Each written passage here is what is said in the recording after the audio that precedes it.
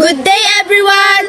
Welcome to our vlog. I'm Hannah Kim, Secretary Lu. And I am Cyril Kate Simon. And we're here to share our knowledge on Empowerment Technologies in second quarter. The first thing we learned was to edit the PowerPoint presentation. We learned to put animations, transitions, fonts, and so on. And dito ko natagpuan na maganda at nakakatulong ito sa mga estudyante.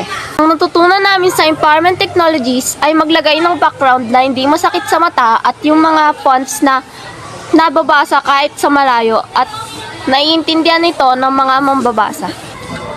Ang pangalawa naming nagawa ay mag-edit ng photo album. It was so fun naman gamitin kasi nailalagay namin ang mga picture namin doon. Sa ngayon, nais naming ipakita ang ginawa naming photo album.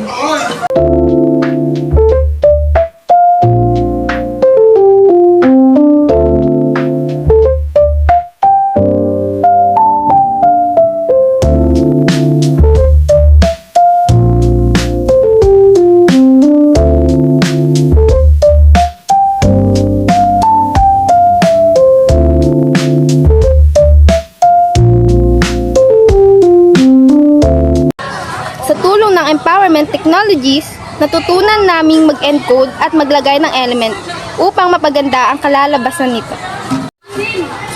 At natutunan namin gumawa ng quiz sa pamamagitan ng PowerPoint at nais naming ipakita sa inyo.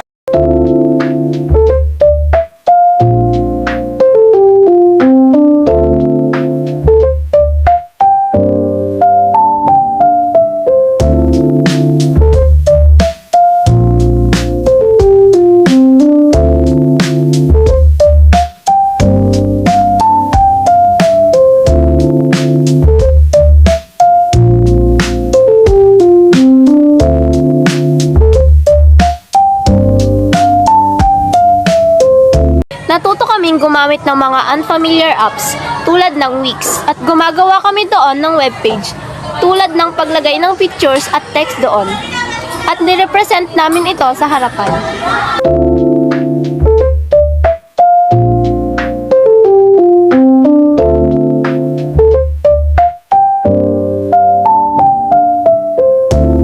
At ito ang final output namin sa webpage.